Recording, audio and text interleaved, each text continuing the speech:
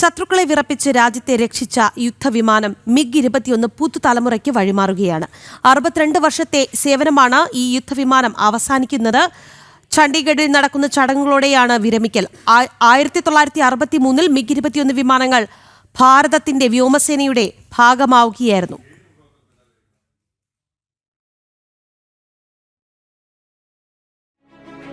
Engines fall silent. The MiG-21 leaves the skies, etched forever in the history of a legend.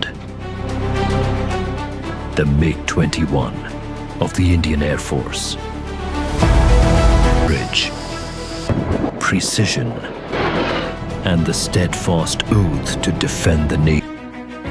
Standing watch, answering every call, carrying the pride of the nation into the skies. Fighter, but a symbol of resilience. Engines fall silent. The MiG-21 leaves the skies, etched forever in the history of a legend. The MiG-21 of the Indian Air Force.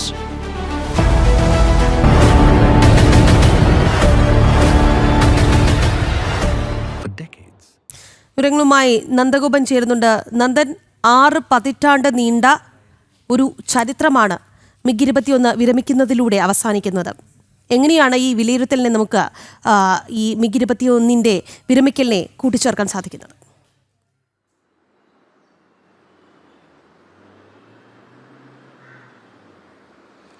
1963-ലാണ് ആദ്യമായി Indian വ്യോമസേനയുടെ ഭാഗമാകുന്നത് MiG-21 എന്നുള്ള വിമാനം. മുൻ Soviet union കമ്പനിയായിട്ടുള്ള മിക്കോയൻ ഗുരേവിച്ച് ഡിസൈനാണ് ഈ MiG-21 എന്നുള്ള വിമാനം നിർമ്മിച്ചത്. യഥാർത്ഥത്തിൽ മിക്കോയൻ ഗുരേവിച്ച് MiG-21 എന്നുള്ളതാണ് ഇതിന്റെ പൂർണ്ണ ഒരു രൂപം.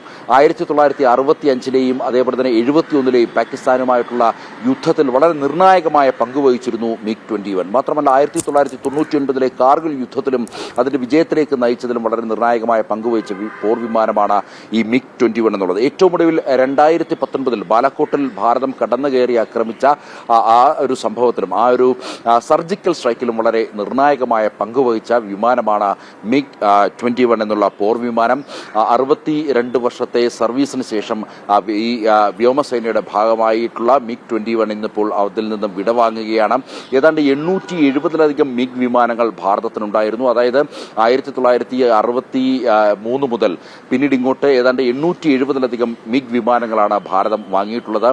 പലപ്പോഴും ഇപ്പം ഏറ്റവും ഒടുവിലായി ചില സംഭവങ്ങൾ ഈ MiG വിമാനവുമായി ബന്ധപ്പെട്ട് റിപ്പോർട്ട് ചെയ്തിരുന്നു. അതായത് നിരന്തരം ഈ MiG വിമാനങ്ങൾ അപകടത്തിൽപ്പെടുന്ന ഒരു സാഹചര്യം ഉണ്ടായിരുന്നു. അതേപോലെ തന്നെ ഇത് പലപ്പോഴും ട്രെയിനിങ് എയർക്രാഫ്റ്റ് എന്ന നിലയിൽ കൂടി ഉപയോഗിച്ചിരുന്നു. അങ്ങനെ ഇന്ത്യൻ വ്യോമസേനയുടെ ചില പരിശീലക പൈലറ്റുമാർ ഒക്കെ തന്നെ ഈ MiG വിമാനം തകർന്ന അപകടത്തിൽ മരിക്കുകയുണ്ടായി. അങ്ങനെ വിമാനങ്ങളുടെ ശവപ്പെട്ടി എന്നുള്ള ഒരു പേര് കൂടി അതിന് ഏറ്റവും ഒടുവിലായി ഈ MiG-21 വിമാനങ്ങൾക്ക് ലഭിച്ചിരുന്നു എന്നുള്ളതും ഏറെ ശ്രദ്ധേയമാണ്. അങ്ങനെ ഒരു കാലഘട്ടത്തിൽ ഈ ഭാരതത്തിന്റെ അതിർത്തികൾ, വ്യോമ അതിർത്തികൾ സംരക്ഷിച്ച MiG വിമാനങ്ങൾ നിരന്തരം ഭാരതത്തിൽ ഇത്തരം അപകടങ്ങൾ വരുത്തിവെച്ചത് വലിയ വിമർശനങ്ങൾക്കും മറ്റും കാരണമായിരുന്നു. ഇതിനൊക്കെ അടിസ്ഥാനത്തിൽ കൂടിയാണ് ഈ വിമാനം ഇപ്പോൾ സർവീസിൽ നിന്നും പൂർണ്ണമായി പിൻവലിക്കുവാൻ വേണ്ടി തീരുമാനിച്ചിരിക്കുന്നത്. ഇതിൽ ഇന്നിപ്പോൾ ചണ്ഡീഗഡിൽ നടക്കുന്ന ചടങ്ങിൽ ഭാരതത്തിന്റെ